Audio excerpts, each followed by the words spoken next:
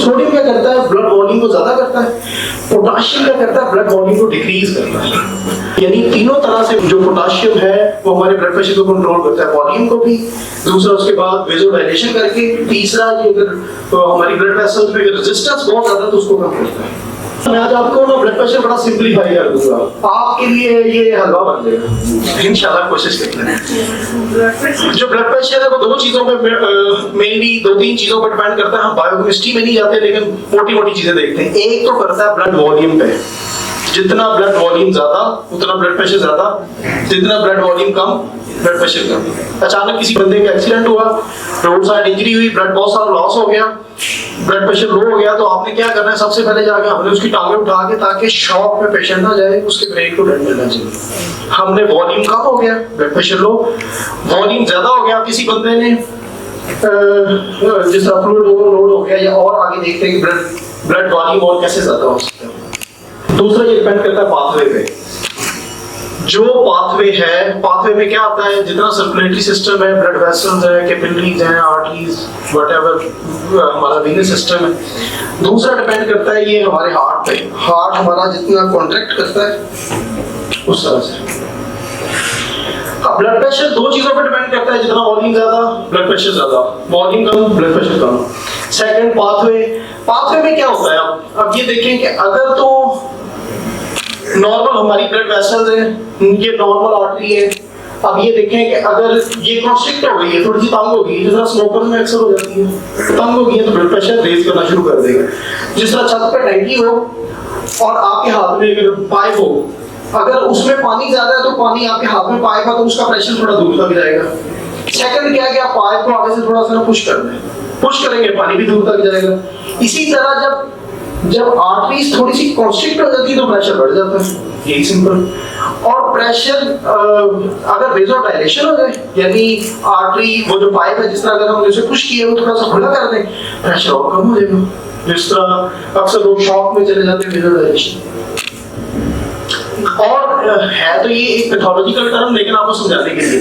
दूसरा क्या हो सकता है कि ये जो हमारी आर्टरी है, अगर हम किसी तरह इसको तंग कर दें, उसमें कोई रोड़े छोड़े डाल दें, जिस तरह प्लेक्स बन जाते हैं, फैट के कोलेस्ट्रॉल है या कैल्सिफिकेशन हो जाती है, तो वो जैसे ही नैरो डाउन होती है ना आर्टरी, ब्लड प्रेशर बढ़ जाता है।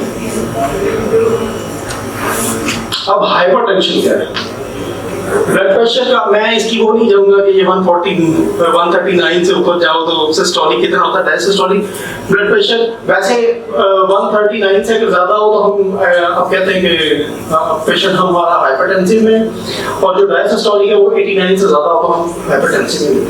हमने जितनी रीजन देखी कि एक तो देखा वॉल्यूम, दूसरा देखा पाथवे। पाथवे में दो चीजें देखी, एक तो अगर वो नैरो डाउन हो जाती है, वेसोकंस्ट्रिक्शन हो जाती है, दूसरा अगर आर्टेरियोस्क्लेरोसिस हो जाती है, को प्लेक्स जाते हैं, कैल्सिफिकेशन हो जाती है, तो हम उसको थोड़ा सा देखते हैं।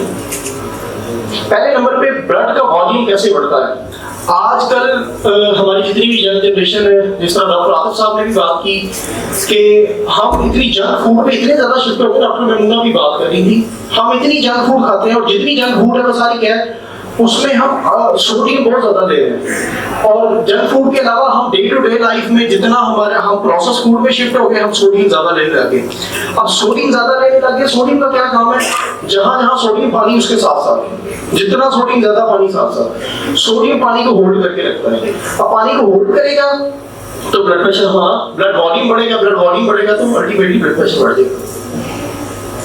अब दूसरा एक तो पैथोलॉजिकल टर्म मैंने ऐड की कि किडनी फेलियर है, ब्लड वॉल्यूम बढ़ गया, अब किडनीज उसको एक्सक्रीट आउट ही नहीं कर पा रहे, ब्लड में वॉल्यूम ज्यादा रहेगा, पेशेंट हाइपरटेंशन में। इसीलिए जितने पेशेंट जैसे ही पता चलता है कि अगर इसका ब्लड प्रेशर बढ़ा हुआ है और इसको किडनी के डिसऑर्डर है, सबसे पहले वो नमक ना खाइए, फिर ओवर ना वॉल्यूम बढ़ाओ। Second, patient congestive cardiac failure में मैंने क्योंकि एक पेशेंट बड़ा क्लोजली देखा था कि अब एक तो ये था कि किडनीज एक्सक्रीट आउट नहीं कर पा रहे, सेकंड क्या है कि हार्ट जो है ना, हार्ट वो इतना पुश नहीं कर पा रहा, वो किडनी तक नहीं वॉल्यूम पहुंच रहा, तो उससे भी ब्लड प्रेशर ज्यादा रहेगा। अब यहाँ पे आ गया कि अभी तक हमने जितनी भी बात की, हमने सोडियम की बात की, ब्लड प्रेशर को जितना भी मेंटेन करता है, ये दो इलेक्ट्रोलाइट्स है जो मेंटेन करते हैं, सोडियम और पोटेशियम। इनका बैलेंस होना बड़ा जरूरी है। मुझे ना बैलेंस से एक बात याद आ गई कि एक बादशाह था, वो भी बड़ा ना परेशान हो गया, बड़ा डिप्रेशन में और चुप चुप रहने लग गया। तो उनके वजीरों ने कहा कि बादशाह का थोड़ा मुस्कुराता नहीं है, इसको ऐसा करते हैं कि उस दौर में लोगों ने बहुत सारे मस्करे बुलाए, मस्करे आए, वो तरह तरह के तीखे समय बादशाह नाम से। वो एक मरासी आया, उसने आके चुप करके बैठ गया बादशाह के सामने। उसने कहा बादशाह एक ना खोता होता है, खोता। कहता अच्छा। कहता उसके ऊपर एक और खोता। कहता अच्छा। कहता उसके ऊपर एक और। चार, जब 5 पे ले गया तो बादशाह बड़ा सा।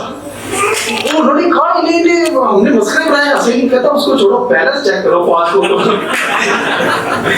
तो बैलेंस होना बड़ा जरूरी है। अब सोडियम और पोटाशियम का बैलेंस इसलिए भी जरूरी है कि जो सोडियम क्या करता है, ब्लड वॉल्यूम को ज्यादा करता है। पोटाशियम क्या करता है, ब्लड वॉल्यूम को डिक्रीज करता है। अब डिक्रीज कैसे करता है, हमने जिस तरह बात की थी ना कि पोटाशियम सेल के अंदर रहता है और सोडियम रहता है बाहर, उसकी मिकदार काफी ज्यादा है।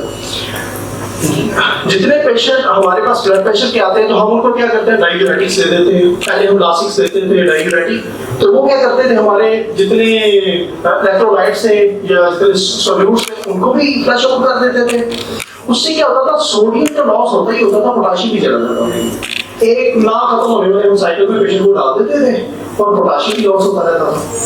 अब क्या करते हैं कि जब हम किसी के पेशेंट को ब्लड प्रेशर का हमारे पास आएगा तो पोटाशियम से हम उसको ठीक कर सकते हैं, मैनेज कर सकते हैं आहिस्ता आहिस्ता विद अच्छे टाइम हम उसको ठीक कर देते हैं। पोटाशियम क्या करेगा, जैसे हमने बाहर से पोटाशियम दिया, वो क्या करेगा, वो सेल के अंदर जाएगा। सेल के अंदर जाएगा तो वो जो सोडियम अंदर है तो उसको बाहर फेंकेगा एक्स्ट्रा सेलुलर फ्लूइड में, वहां से वो ब्लड से यूरिन के साथ एक्सक्रीट आउट हो जाएगा। जैसे सोडियम एक्सक्रीट आउट होगा तो वो पानी को भी दे देगा। इसलिए पोटाशियम को कहते हैं ये इसकी डायूरेटिक एबिलिटी है। ये देखो मैं टूटी कर रही हूं, बोले ना कोई। सेकंड ये क्या है कि एक तो पोटाशियम ने क्या किया कि वॉल्यूम को, फ्लूइड को मेंटेन किया। दूसरी हमने खास देखी थी कि पाथवे का इशू आ सकता है कि वेसोकंस्ट्रिक्शन हो सकती है। पोटाशियम दूसरा क्या काम करता है, वेसोडाइलेशन करता है। जो हमारे ब्लड वेसल्स के स्मूथ मसल्स हैं उनको डायलेट करता है, वेसोडाइलेशन होगी, यानी दूसरे तरीके से भी ब्लड प्रेशर कंट्रोल कर रहा है। थर्डली रिसेंट स्टडीज में है कि जितनी आर्टिकुलर स्क्लेरोसिस है या कैल्शियम की कैल्सिफिकेशन हो जाए उसमें भी काफी हद तक रिड्यूस करता है और आर्टिकुलर स्क्लेरोसिस को रिड्यूस करता है पोटाशियम। यानी तीनों तरह से जो पोटाशियम है वो हमारे ब्लड प्रेशर को कंट्रोल करता है, वॉल्यूम को भी, दूसरा उसके बाद वेसोडाइलेशन करके, तीसरा कि अगर तो हमारी ब्लड वेसल्स में रेजिस्टेंस बहुत ज्यादा तो उसको कम करता है।